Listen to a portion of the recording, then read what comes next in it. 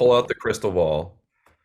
In insurance, where you spend your days, one, do you think we're close to or past the peak of the Gen AI hype cycle? And two, what use cases or applications of Gen AI in these industries that you're an expert in do you think are going to stick?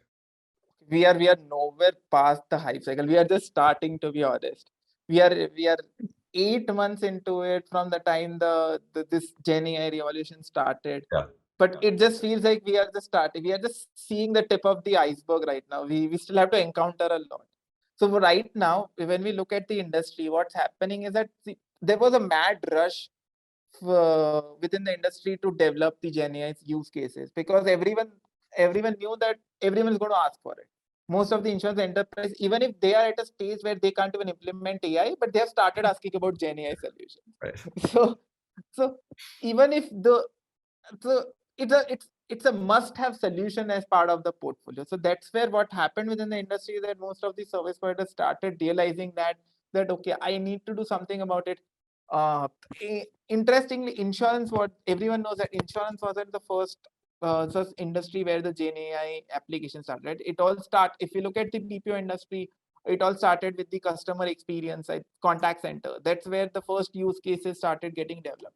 But then once these large language models, people started realizing the potential of them. That's where the insurance industry also started developing some of those use cases in areas like underwriting, claims, policy servicing, and all. And they started doing a POC with the client.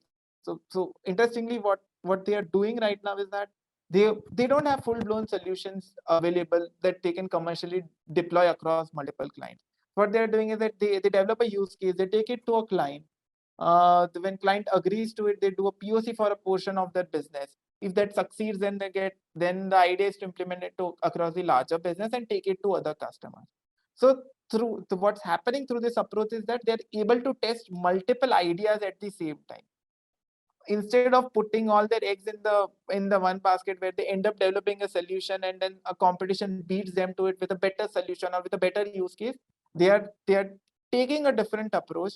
They are looking at all the possible use cases which can be developed, but they are prioritizing the ones where there are most interest which are being generated from the enterprise side. So that's a novel approach that they are taking to Gen AI. And I think when we look at it from the Everest perspective also, we also think that that's the right approach to go with, instead of just developing a solution. But because usually developing a full-blown solution is going to take some amount of time, and you don't want to miss it if you end up developing a wrong solution at this stage.